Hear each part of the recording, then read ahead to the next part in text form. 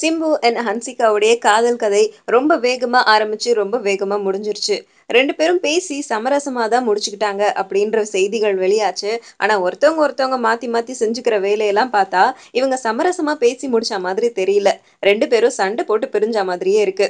எதனால அப்படின்னா, சிம்புக்கு பிடிக்காத காரியங்கள ஹன்சிகா செய்யறதும், ஹன்சிகாக்கு பிடிக்காத காரியங்கள சிம்பு செய்யறதும், 2 பேரும் மாத்தி மாத்தி ஒருத்தவங்கள மாத்தி ஒருத்தவங்க இரிட்டேட் பண்ணிக்கிறது மூலமா இது நமக்கு தெரிய வருது. த்ரிஷா தன்னோட பிறந்த நாள 4ஆம் தேதி கொண்டாடினாங்க. அதுல அவங்களுக்கு நெருக்கமான நண்பர்கள் எல்லாரையுமே கூப்பிட்டாங்க. அதுல ஹன்சிகாவும், சிம்புவும் அடங்கும்.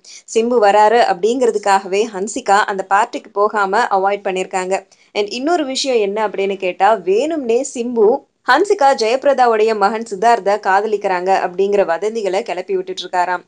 அண்ட் அது மட்டும் இல்லாம ஹன்சிகா சிம்புக்கு பிடிக்காத சில காரியங்கள் செய்றேன் அப்படின்னு சொல்லிட்டு மீகாமன் படத்துல ஆர்யாக்கு ஜோடியா அவங்க நடிச்சிட்டு இருக்காங்க. அதனால படப்பிடிப்பு தளத்துல ரொம்ப சிரிச்சு சிரிச்சு ரொம்ப ஜாலியா இருக்க மாதிரியே காமிச்சுக்கிறாங்களாம். அது மட்டும் இல்லாம ஆர்யாவோட தோல்ல சாஞ்சுக்கிட்ட மாதிரி ஒரு புகைப்படம்லாம் எடுத்திருக்காங்க. அதை தன்னோட இணையதளத்திலையும் விட்டுருக்காங்க.